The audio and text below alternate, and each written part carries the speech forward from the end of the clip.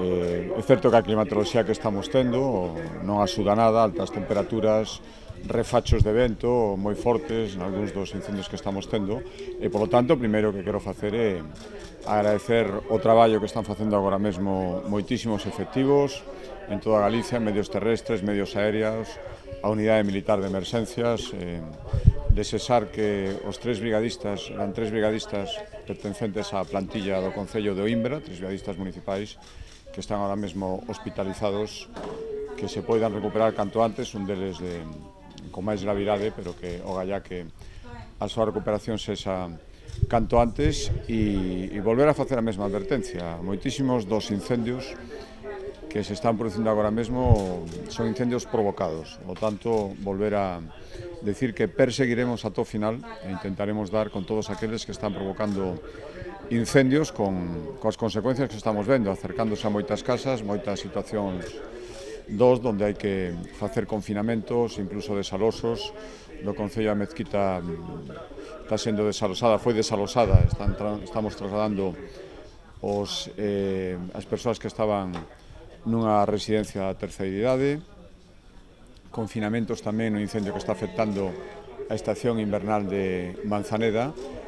moitísimas ameazas por estes incendios que, insisto, teñen a man dos incendiarios en moitos casos detrás.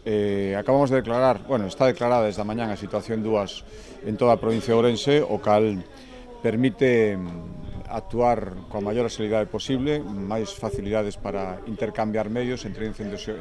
diferentes incendios, recabar medios de outras administracións e imos seguir traballando o tempo que faga falta. As perspectivas, ademais, destes días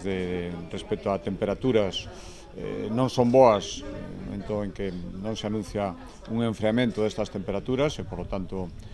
as condicións para que se produzan incendios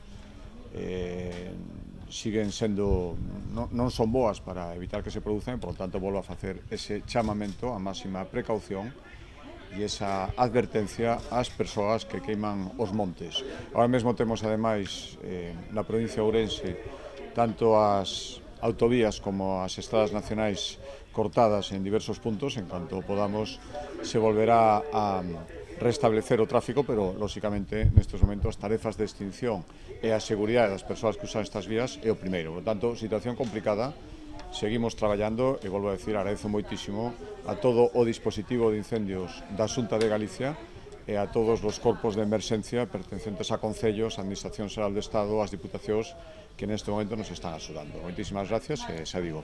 seguimos traballando e o gallá que agora mesmo os 8 incendios que están activos na provincia de Ourense e algún máis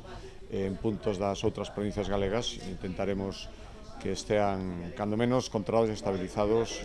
no menor tempo posible. Moitas gracias.